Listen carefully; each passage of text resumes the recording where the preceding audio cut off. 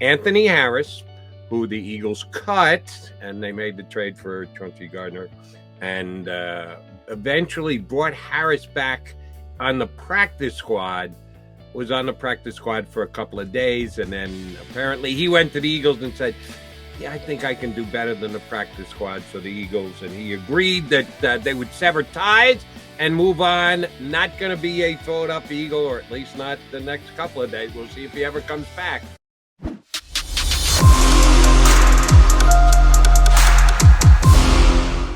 All right, we got a new open. We got to figure out how to work that into the beginning of the show, but I like it. That was cool.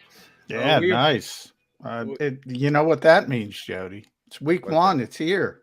It's here. It's finally here. Those two things are going hand in hand. You're suggesting that's probably you got to revamp everything for week one. All right, that's how it is. New season, new everything. Eagles aren't revamping much these days. Tinkering would be a better way to look at it, as we are now 5 days away. Count them, 5 days away from the start of the 2022 season, all off season. We're evaluating. We're watching the roster. We're looking at the moves the Eagles make, who they go to war with. A couple more moves over the weekend, things that they have to deal with, decisions they have to make. Not massive needle movers, but got to get your take on all of them, Johnny Mac. This one came down yesterday, and I was doing a show on WIP, and damn, I missed it right before the show started, but I had Brandon Lee Gouton on, who advised me that it had just come down. Anthony Harris, who the Eagles cut, and they made the trade for Chauncey Gardner, and eventually brought Harris back on the practice squad, was on the practice squad for a couple of days, and then apparently he went to the Eagles and said, yeah, I think I can do better than the practice squad, so the Eagles, and he agreed that they would sever ties and move on. Not going to be a Philadelphia Eagle, or at least not the next couple of days. We'll see if he ever comes back. But I was not surprised by it. Here's what I was surprised by. Our buddy Ruben Frank on NBC Sports Philly wrote that he said he would not be surprised if Anthony Harris actually got elevated and started week one for the Philadelphia Eagles. I didn't see that a little bit. There's a reason that they cut him. They think they need to be better at that position. And you've been touting the fact that they want the flexibility of being able to bring him on or take him off the roster. And if he's on the roster week number one, then he's guaranteed his whole salary for the whole year. So that made no sense to me. I didn't think there was a chance he was going to be elevated, but I also didn't think he was going to walk away. What does Anthony Harris splitting with the Eagles mean, Johnny Mac? Couple things. One of two things, I think. And, Ruben's point is an interesting one, because I have to ask, and I don't know, because you can elevate practice squad players now. They changed the rules for COVID, but they carried them over. And the old rule was vested veteran on week one. His contract is guaranteed for the season. However, he's not on the 53-man roster. He's elevated from the practice squad. So that might be a technical thing. But don't you have to cut somebody? No, you can elevate players from the practice squad, just like last year. So if you want to elevate up to 2 practice squad players, they don't count against the 53. Now, they count against the game day roster. In other words, you have to make somebody on the 53 inactive.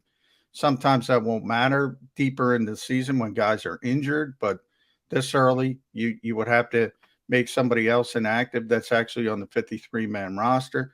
But that part's changed a little bit. So I do have to clarify that, because he wouldn't have been a member of the 53-man roster technically. So maybe the Eagles were trying to go a loophole. That's what I guess Ruben was thinking. I'm not sure. Is there, sorry to interrupt, just to further clarify, and I don't know, and you're not sure if you know or not. Can you do that multiple weeks? You can elevate guys. Doing it, because you just keep doing it, then it's a 55-man roster. If they give you 2 practice squads elevations every single week, is there a limitation of how many times you can do it with an individual player? The limitation is 3 for each player on the practice squad. It used to be 2, so it's actually gone up. So you can only do it 3 times. It would have made sense early in the season. I think the Eagles made a mistake. I think they should have paid $1.5 million to Anthony Harris. Who cares? Just to have it there as a backup, because We've talked about it. 10 days, Chauncey Gardner-Johnson. I don't care how smart he is. I don't care how good he is. I don't care anything about that. 10 days. 10 days. I find it very hard to believe. And I talked to a personnel guy. He gave me a ballpark figure. He said you could probably get him 70% of the call sheet if he is as smart as people say he is, probably 70% in that time frame. And that's if you're working overtime. That's if the coaches are working overtime with the player in that kind of time frame. So either way, he's not getting a full sort of digestion of the playbook that quickly. I mean, it's just common sense. So I thought, well, why not keep Anthony Harris for early in the season? Great if it doesn't work out. And again, you're talking about a little bit of money. The veteran minimum is, I think, 1.12. So again, the Eagles already paid him $1 million when he signed. So all they had less was $1.5 million. I get budgeting. I get they're probably going to cut him at some point. You'd like to save a couple $100,000, but I think the insurance policy would have been more valuable, not because of Chauncey Gardner-Johnson, but more so because of what's behind, the Kayvon Wallaces of the world, the Reed Blankenships of the world, the Josiah Scouts of the world. Those are unproven guys at the safety position. And this is a team that hits week one with these extraordinary expectations. And everything in this league is always about injury, right? Well, what happens if somebody gets hurt at safety? You don't want to say that, but obviously you don't want to think that, but you have to have a contingency. Mm-hmm. Are you comfortable throwing Kayvon Wallace out there? Are you comfortable throwing Reed Blankenship, Josiah Scott out there? I don't know. You can't have everything, but I think it would have been a valuable insurance policy to keep Anthony Harris around. As for why he left, he signed and left. I'm hearing that maybe he's going to get a 53-man offer, and the Eagles said, "All right, because of what you did, they do respect him as a player, as a person, as what he did in the community. They're going to give him that opportunity." He certainly seemed to be saying goodbye to Philadelphia on social media, so he essentially said goodbye. So we'll see in the upcoming days, but it certainly looks like he's probably got a 53-man roster spot offer. And, the biggest surprise to me, Jody, was that he signed on the practice squad to begin with. Right. That was the biggest same surprise here. to me. And again, you're better at the ins and outs and the rules of the roster. Any team could have basically just picked them off the Eagles practice squad, right? If they were going to put them on their 53. Any player on the practice squad is eligible to be acquired for nothing. All you have to do is make sure you give him a 53-man roster spot, right? It wasn't like he needed to get permission to leave the Eagles. If he had a 53-man or his agent had a promise from a team, we're going to put you on the 53, they could just have gone ahead and enacted that, right? Yes and no. There's 4 players you can protect every week, and the Eagles do it. They did it every week last year. A lot of teams don't even do it, which I never understood, to be honest. And I think that tells you the attention to detail in Philadelphia versus other places. Tuesday, today. So I keep thinking today's Monday, but obviously Labor Day. 4:00, you can protect up to 4 players on the practice squad. Eagles did it every week last year. I assume they're going to do it every week this year. It doesn't cost you anything. Why wouldn't you do it? Yeah, exactly. But that's a question for other teams, because a lot of teams didn't do it, or they didn't protect up to 4. What are you saying about your own practice squad if you can't protect 4 players? It's not costing you anything, as you said, Jody. It makes absolutely no sense to me. But you can guarantee week 1 he would have been protected, because he would have probably been a candidate to be elevated for the game because of all the issues we talked about in the 10 days. It doesn't hurt. So it would have made sense to me. But, the Eagles paid sort of deference to Anthony Harris, and his agent and him asked to be released, and they released him. Okay. And we'll see if he does land with another team over the next 48 hours. The other piece of new Eagle information 5 days away from kickoff against the Lions was Andre Dillard is actually going to have surgery on his arm I believe that the injury took place last Thursday. So they waited upwards of 5 days before they officially decided to get the surgery done. At least as per reports, the amount of time that he's going to miss is basically the same. When he first got hurt, the guesstimation was 4 to 6 weeks.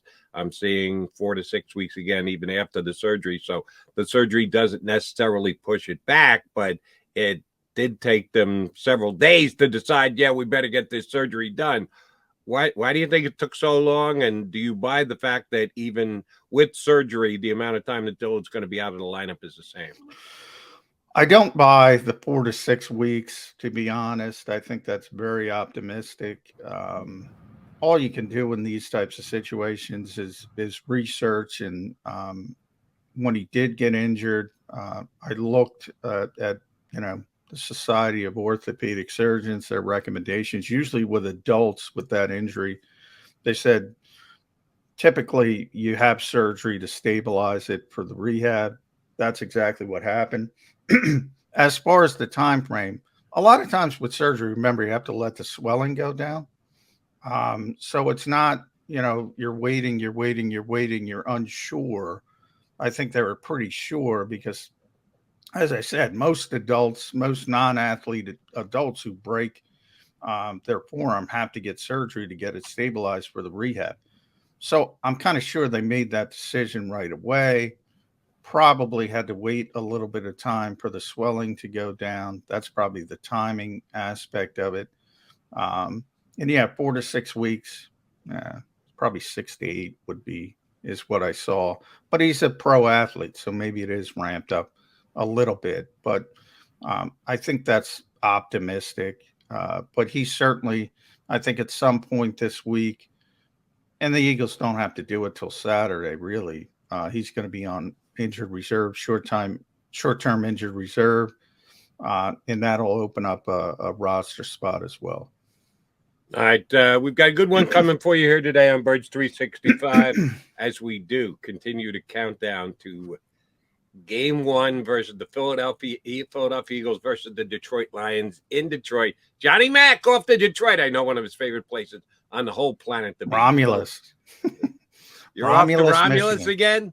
Yes. The beautiful airport, Detroit Airport, Romulus, Michigan. That's where Johnny Mack is headed. We're going to head out with our couple of guests that we've got coming up. Scott Grayson, sports anchor for Fox 29, and the host of Props and Locks on Fox 29 is going to hop aboard coming up in less than 5 minutes from now. And then a little bit later, we're going to be joined by a guy you should recognize. I know you're going to recognize the name. Former Eagle great linebacker Seth Joyner is going to jump in with us. As you should know by now, if you're a fan of the JAKIB Sports YouTube channel, Seth is going to be part of the big Eagles postgame show here on the JAKIB Media YouTube channel. We are very lucky to have Seth jumping aboard with us, and is going to be here every single week after every single Eagle game. Very much looking forward to seeing the job that Seth does for us here at JAKIB Sports. I've been trying to get Seth on the last couple of weeks. He's, as you can well guess, been busy, but he carved out a spot for us today, so he's going to join us in hour number 2. Very much looking forward to seeing and having a chance to chop it up with Seth Joyner, specifically about the linebackers, because first I want to see if Seth's as excited as yours truly and Johnny Mack are. Eagles have linebackers. They've got not only good linebackers, they got linebacker depth. When was the last time the Eagles had linebacker depth? Probably since when Seth Joyner played. So we will talk about the entire team and certainly the linebacker play with Seth Joyner a little bit later. But coming up first, Scott Grayson from Fox 29 is going to hop aboard with us here on a game week edition. Yes, it has finally arrived. John McMullen, Jody McDonald here with you on Birds 365.